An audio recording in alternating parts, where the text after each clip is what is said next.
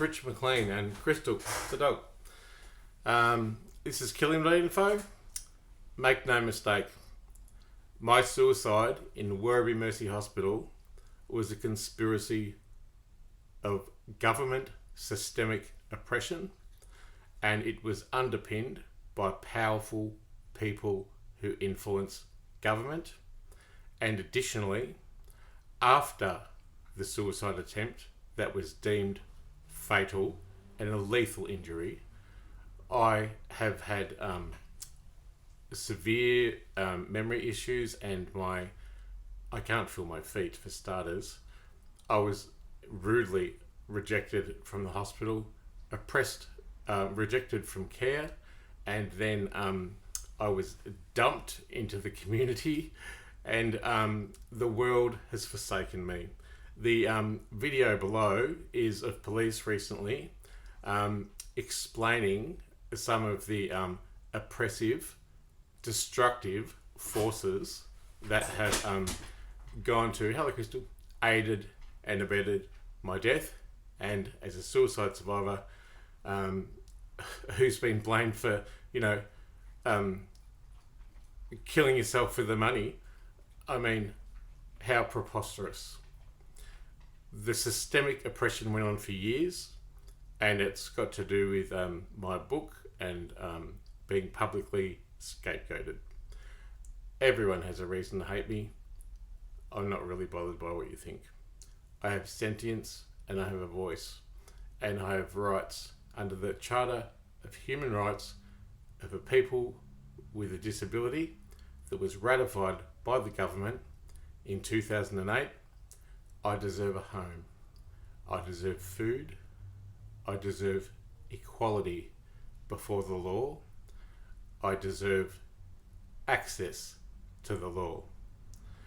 I deserve not to be tortured. I deserve freedom from exploitation, and I deserve freedom from oppression.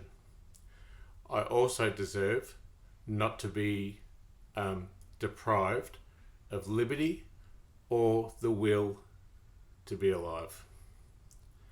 In 16 months, I have survived on, I forget what it was, $700 a week. My rent's $350 something, I can't remember. It just about eclipses it.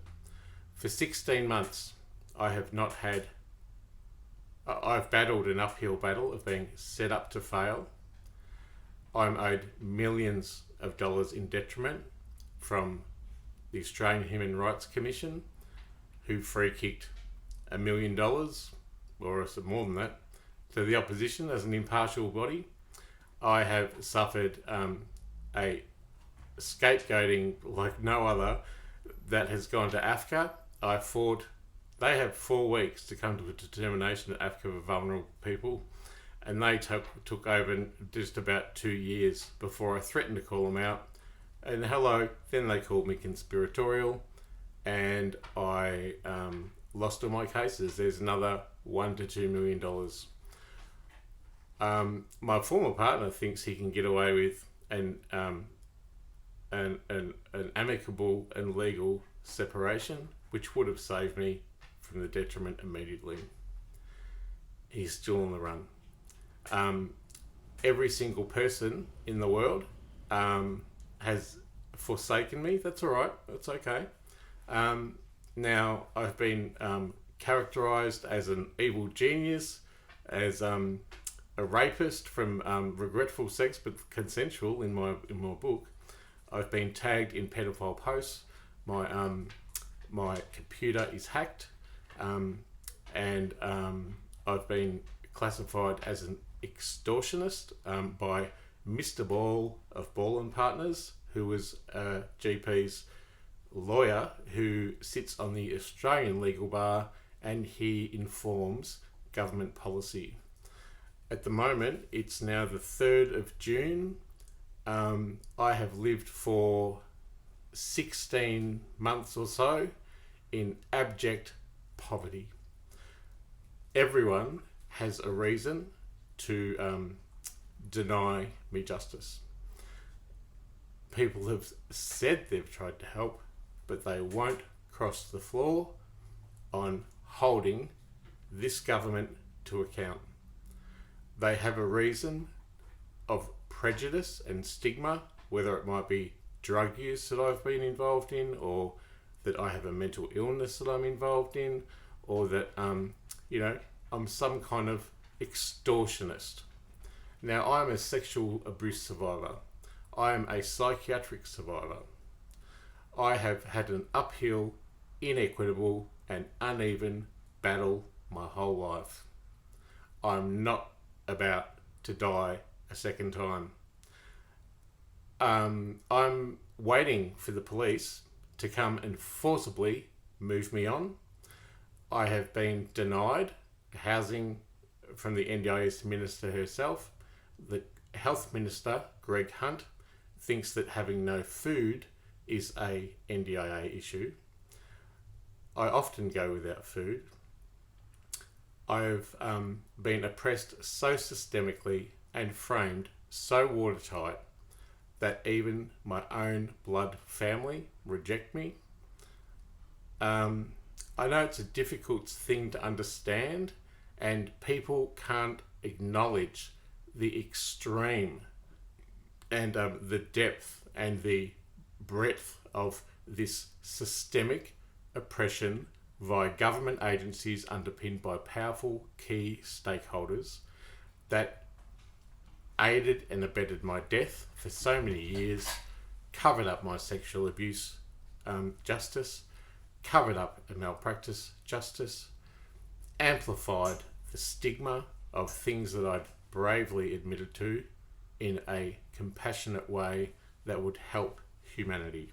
And I still hold that in high regard, and I still aim to please, and I still, as my 25-year experience in mostly altruistic advocacy for people more marginalised than I was, has proven my character as someone who is a big heart. And still, I wish to turn this clusterfuck of a sandwich of a life into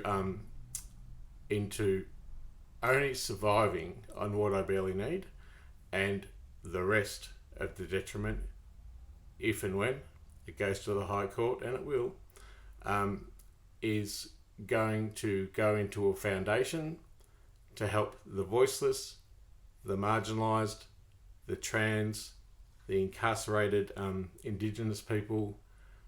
It's going to oppose tyranny and right-winged politics, and it is going to support vulnerable and marginalised people, and it will go towards education of adults, of sexual politics, and of trauma, and of educating people about grief, scapegoating, about suicide prevention, and it will also go towards supporting animals, and will have immediate, measurable effect on communities that are within Australia right now who are suffering.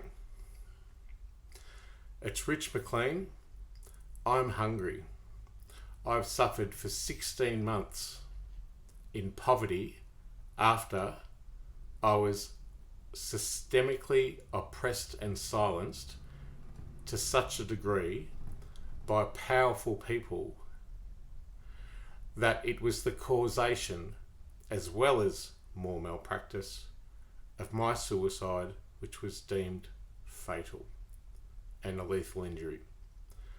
I still suffer the overhang of that physical detriment, apart from the multi millions of detriment that the finance minister or the police, the federal police, or who else, or anyone will acknowledge, because I have been categorically scapegoated, and character assassinated.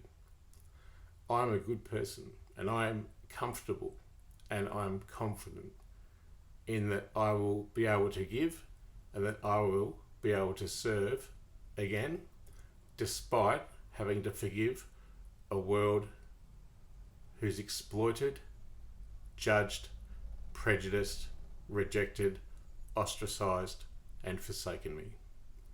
There is beauty in the world, and I wish to.